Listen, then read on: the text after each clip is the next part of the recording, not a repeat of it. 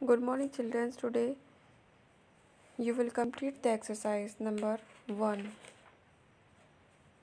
So, write down in your notebook. Fill in the blanks. Write the heading. Fill in the blanks. Only you will write the fill in the blanks. Okay.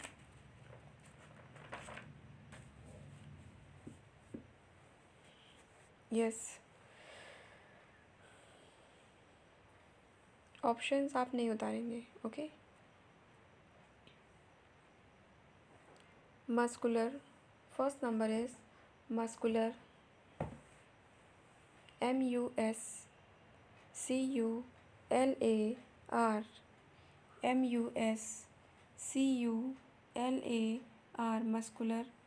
Force is applied. Force is applied by a horse while pulling a horse carriage. Muscular.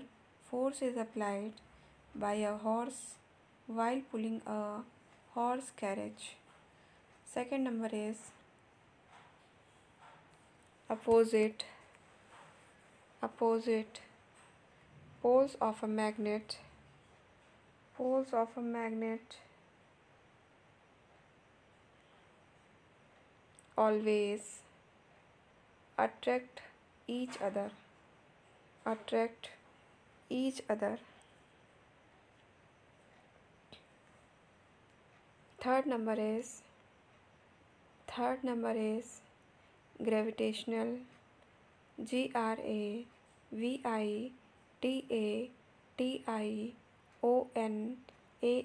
Gravitational force was discovered by Newton. Newton. Mention the fourth number. Frictional. Frictional.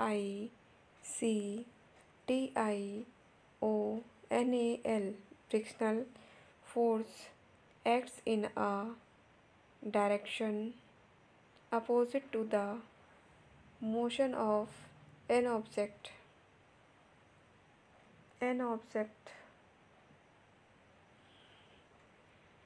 Energy is the ability or capacity to do work. Full stop. Your chapter has finished, and today's we will start the chapter number 13, pollution. Okay. In this chapter we will learn about the pollution. What is our environment? All living and non-living things in our surrounding make up our environment. Plants, animal, air, water, soil, and all living things, all things around us constitute our environment. All living beings depend on their environment for survival.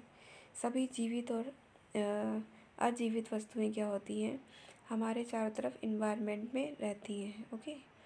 हमारे environment में रहती हैं, उसे environment को हमारे बनाती हैं. Plants, animal, air, water, soil और भी बहुत सी चीज़ें जो हमारे इन्वायरमेंट से जुड़ी हुई होती हैं, ये हमारे और सारी जीवित वस्तुओं क्या होता है, वो इन्वायरमेंट के ऊपर डिपेंड करता है कि वो कैसे वहाँ पे सरवाइव करती हैं.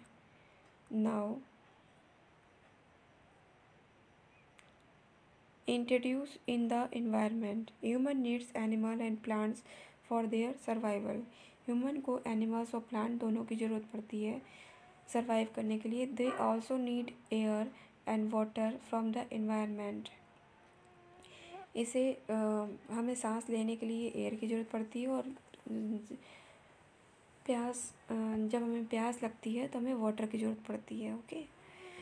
तो plants and animals depend on each other as well as on other non-living things available in the environment. एक तरह से क्या होता है, प्लांट्स और एनिमल दोनों ही एक दूसरे पर डिपेंड रहते हैं और नॉन लिविंग थिंग्स जो होती हैं वो भी हमारी इन्वायरमेंट में अवेलेबल रहती हैं. This dependence of all living beings on both living and non living components of their environment is known as interdependence in the environment. Dependence जो होता है लिविंग थिंग्स का, नॉन लिविंग थिंग्स का, दोनों के कंपोनेंट का इन्वायरमेंट में, तो इसे हम क्या बोलते हैं, interdependence in the environment. Okay. Human activities of the environment. हमारी ह्यूमन एक्टिविटीज़ क्या होती हैं. Human beings depend on their environment for their survival. Over the year the human population has increased greatly. Human activities has been harming and causing damage to the environment.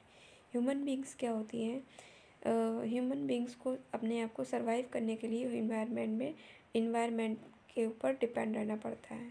बहुत साल पहले क्या होता है, humans की जो पॉपुलेशन थी वो धीरे धीरे बढ़ रही है. हमारी जो जैसे जैसे हमारे साल बीत रहे हैं वैसे वैसे ह्यूमन की जो पॉपुलेशन है वो बढ़ रही है. ह्यूमन एक्टिविटीज़, कुछ एक्टिविटीज़ ऐसी होती हैं जो हमारे लिए यूज़फुल होती हैं और कुछ एक्टिविटीज़ ह्यूमंस की ऐसी होती हैं जो हमारे लिए हार्मफुल होती हैं हमारे इन्वायरमेंट के लिए. Humans are the only living beings who can cause major changes in the environment. Human ही केवल एक ऐसा जीवित व्यक्ति होता है जो जिसकी वजह से हम इसमें इन्वायरमेंट में बहुत बड़े बड़े चेंजेस होते हैं. ओके. ना प्लांट्स के ज़रिए चेंजेस होते हैं, ना एनिमल्स के ज़रिए चेंजेस होते हैं, केवल ह्यूमंस के ज़रिए चेंजेस होते हैं. Most changes brought about humans to environment are undesirable and affect the plants and animal adversely. कुछ बहुत बड़े बड़े चेंजेस जो होते हैं जिसकी वजह से प्लांट्स और एनिमल्स भी इफ़ेक्ट करते हैं, हमारे इन्वायरमेंट भी इफ़ेक्ट करता है और प्लांट्स और एनिमल्स पे भी इफ़ेक्ट पड़ता है. Human activities have led to the extinction of some species, wild animals and plants. Pollution of the natural sources like air, water and soil is serious environmental problem caused by the human activities. Pollution जो है हमारा natural resources के ज़रिए होता है, जैसे कि air, water, soil, is a serious environmental problem. ये बहुत सीरियस इन्वायरमेंटल प्रॉब्लम होती है जो कि ह्यूमन एक्टिविटीज़ की वजह से पॉल्यूशन हमारा फैलता है.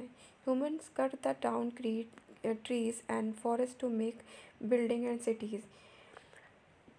लोगों ने क्या किया है कि वो ट्रीज़ को कटवा कर, फॉरेस्ट कटवा कर वहाँ पर बिल्डिंग्स और सिटीज़ बनाई जा रही हैं. They dump wastage from factories and homes into the natural surroundings leading the population. ये क्या करते हैं, फैक्ट्रीज़ का जो वेस्टेज होता है, घर का जो वेस्टेज जो होता है वो खोद कर ज़मीन में खोद कर गाड़ देते हैं. ओके. जगह जगह तो हमारे लैंड पॉल्यूशन बढ़ रहा है इस तरह से. Human beings need to minimise their interference with the environment and preserve mother nature for human generation. Human की वजह से क्या होता है कि जो इन्वायरमेंट है वो उसमें इंटरफेयर हो रहा है बहुत अधिक तरह से.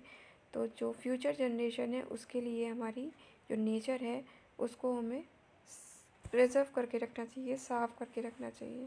ओके. ताकि उसका इफ़ेक्ट ना पड़े.